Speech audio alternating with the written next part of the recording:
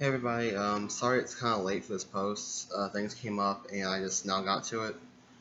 So I was reading through the chapters 6 and 7, and the questions I have, they come from like what we've read, but overall they have a more outgoing question over like from the context itself. So for like the first one is like in chapter 6, Joshua the invasion preparing for conquest. Tells his people that they have to be circumcised to celebrate the Passover. But why is it that in this time of day, like in our generations, why do like the churches not like what has changed? I guess to not make that like a big deal. Some some version of Christianity will say circumcision is a requirement, but others will either ignore the topic altogether or say it's not the most important thing. Um, I want to know like why exactly that's the thing, because it's obvious that God wants this as like a way to show our faith in Him, but like why is it not like provided by the church anymore? And like what has changed basically, I guess. And the second one is also kind of similar to this. Um, it's more basically, I guess, a confusion of story or maybe context. Maybe it's just like the way this was written. I'm not 100% sure.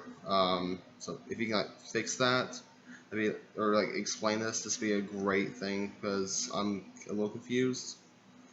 Um, in chapter 7, um, forgive me if I mess this up.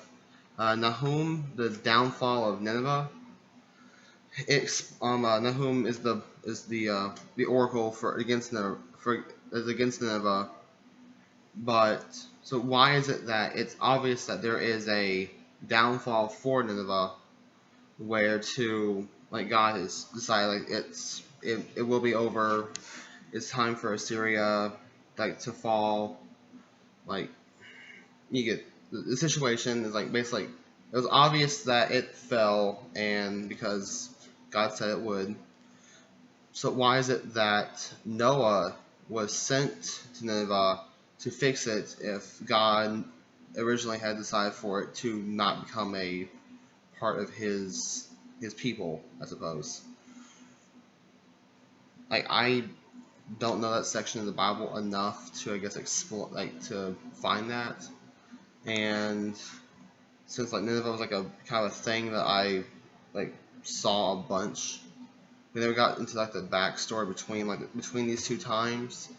I want to know exactly like what was the difference between the downfall of Nineveh and then Noah going to save Nineveh.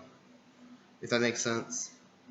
Um, these are probably the best questions that I could have asked, but from like my history of like in biblical faith classes, like through middle school and high school, whenever I did take them at least, um, it just kind of became a confusing question for me, and I really wanted to I guess know it, and since they were part of this, it really helped me like have a chance to ask these questions.